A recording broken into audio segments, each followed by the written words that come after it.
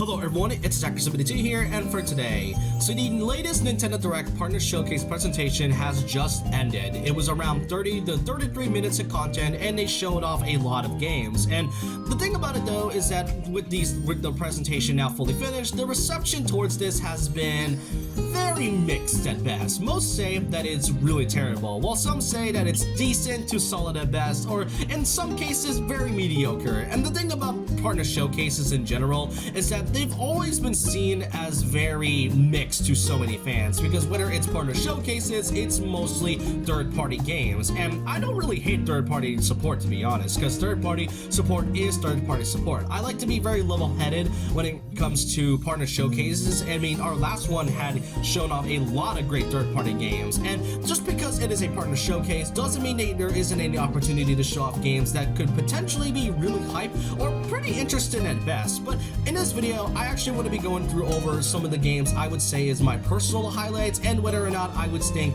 that this partner showcase is really worth all the time that was shown here, whether it's going to be mediocre, terrible, or just whether or not it's solid. This is just going to be my own thoughts and opinions as usual, and if you don't like the partner showcase, then that's totally fine. So I hope you guys enjoyed this nonetheless, and let's kind of go over some of the highlights that this presentation has shown off. Now, one of the things that I know some people were kind of questioned about is that there were some specific games that wasn't really shown correctly, or more so ones that I'm surprised wasn't shown at all. One of the things I am surprised hasn't really been ported to the Switch 2 yet was Metaphor ReFantasia. This is a really great game, and I'm just surprised that Atlus hasn't really done anything to let this game be ported onto the Switch 2 in any case. It is strange too, because Persona 3 Reload came out like a few months ago, so I would have thought that Metaphor would be one of those games next, but I guess they're trying to take their time slowly with it, as well as, you know, developing Persona 4 Revival as well, so I can kind of understand that. But then there's also two specific games that I'm surprised hasn't gotten any details at all. One of them was Elden Ring Tarnished Edition. I mean, this is a From Software game, and it is supposed to come out by 2026 this year. It was supposed to come out like last year of 2025, but they wanted to get more development. But one game I'm surprised that was also from Software that I generally thought was going to get more information was the Duskbloods. This was a game that was supposed to be a Switch 2 exclusive from Software, and the thing that shocked me the most is that there's really nothing they've shown about this game at all. I thought they would for sure show more of the Duskbloods, but no, nothing was shown about this game at all. I'm pretty sure it'll likely be shown more within like the next Direct, or maybe like a few months from now. But yeah, I'm surprised that one of the most guaranteed games that was shown in the very first Nintendo Switch 2 Direct was the game that has been garnering a ton of questions and also a lot of things that needs to be answered.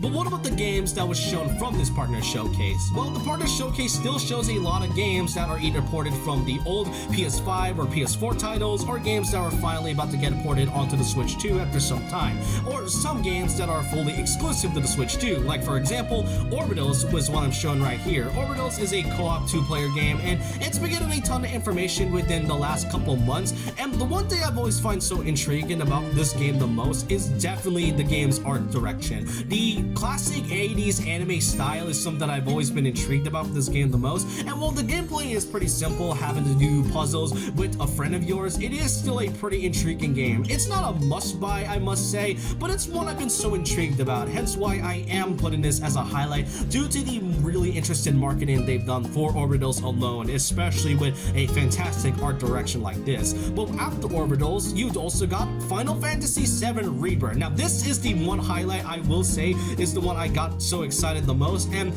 really that's because of how shocking it is to see this game coming to the Switch 2 that soon. I mean, Final Fantasy VII Remake Integrate came out not too long ago on the Switch 2. Like, it was like not even a month went by, and already we are seeing literally the sequel to the Remake trilogy already coming out. Like, we know the director stated that not just the Rebirth game coming out, but as well as the third entry of the Remake trilogy too. So you can kind of tell that Square Enix has put a ton of faith into putting their games onto Nintendo's latest console. And yeah, Rebirth is coming to the Switch 2 very soon at this June. It is around 102 gigabytes from what I've seen, which is a huge amount of storage, by the way. And All I could say is that I'm likely not gonna get this because I already own Final Fantasy VII Remake and Rebirth on my PS5, so that's one thing.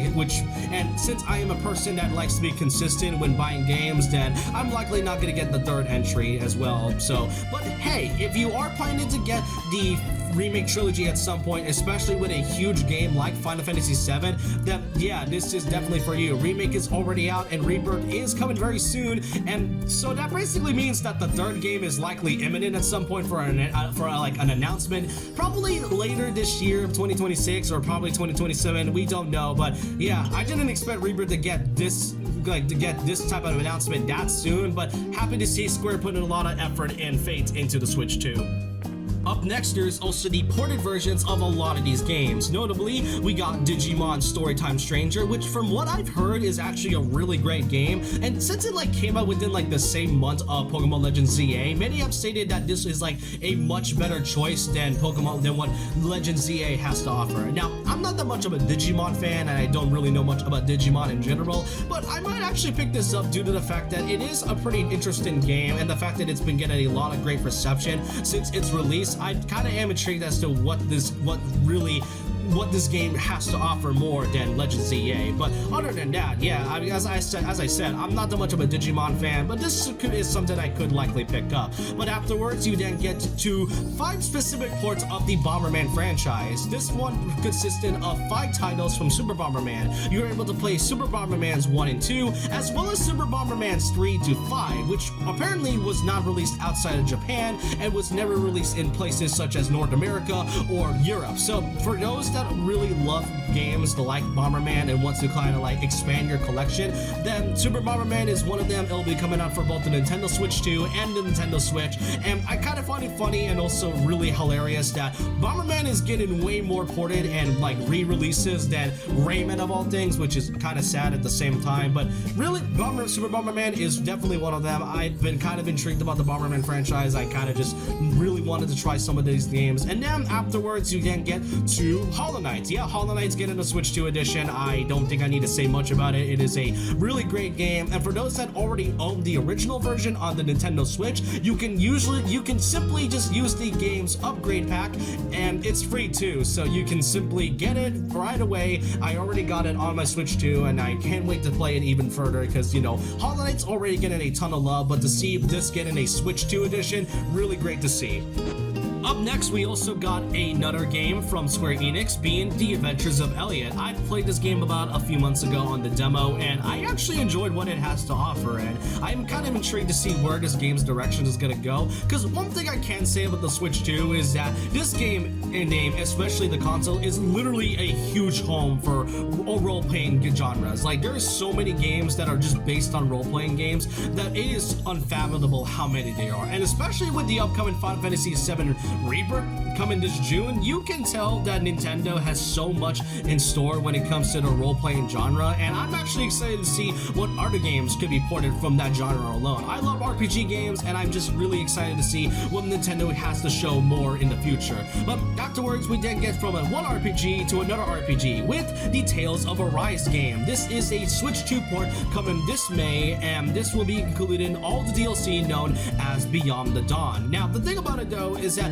Tales of series I've actually been getting into lately within the last couple years. I played Tales of Vesperia, I played Tales of Symphonia, I recently got Tales of Graces, and I am planning to get Tales of Xillia and Berseria next. But this is sort of where the problem kind of lies there, because one thing for those that don't know is actually the context behind the whole reason of these ports. Tales of Berseria is actually coming out this month for the Switch and the Switch 2, and it was part of the 30th anniversary project that Bandai Namco was doing with the franchise. But the thing about it though is that Berseria was already a game that has already been ported, and not just that, we are able to play it in other systems than the Switch, like the PlayStation 4 and the PlayStation 5 as well as PC. So this getting a remaster generally doesn't really have any meaning to it, and it was one of the latest games that came out in the modern era. That goes the same thing with Tales of Arise, whereas other Tales games like Tales of Abyss was a game that could easily get gotten remastered, but still hasn't for some reason.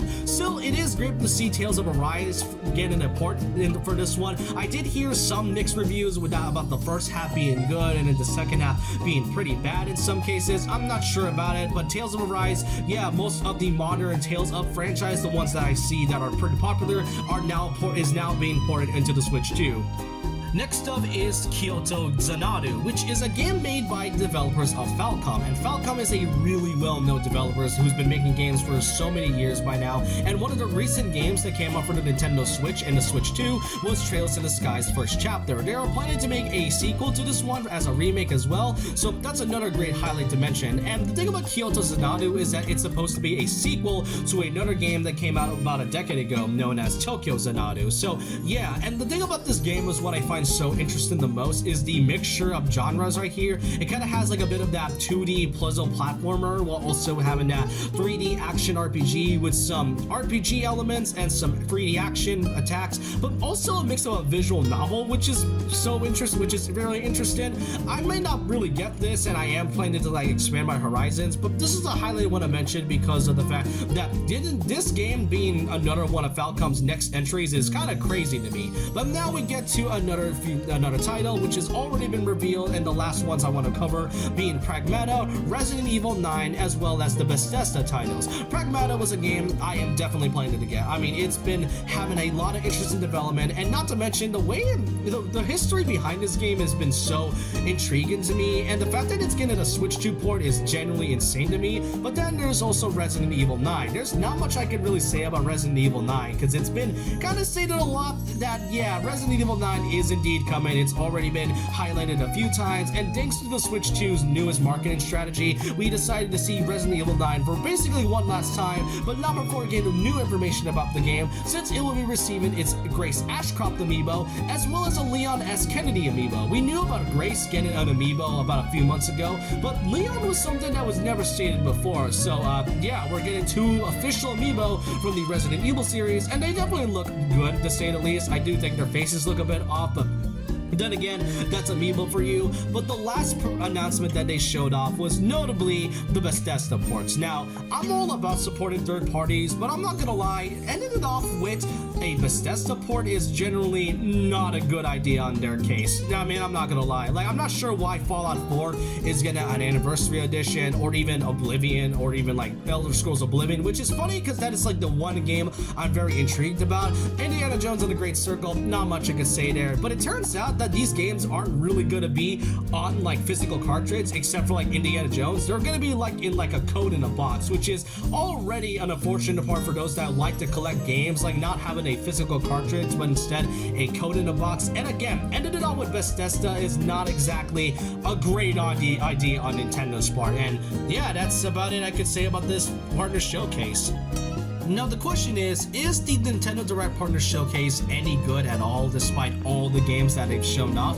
I'm gonna be clear with you, with all the games I've been positively talking about, there are a few notable issues about it, because I would say overall that the presentation is between decent and pretty solid at best. There are some great games I really am planning to get at some point. Pragmata is definitely a must-buy. I already got Hollow Knight on the Switch 2 and have fully upgraded it, but the issue lies when most of the games here are mostly the ones that have been shown a few times within the last few months. And while there were some new games that are coming out within the next couple months, as of right now, it is still noticeable that it is understandable why fans are understandably upset. If anything, they have the right to be upset. If anything, most of what they've shown for the rest of this presentation for like the next 30 minutes didn't really offer much to show other than the fact that, hey, this game is being ported onto the Switch 2. Really, one of the only few highlights I would say I would consider a genuine highlight was Final Fantasy VII Rebirth, as well as Pragmata and a few of the other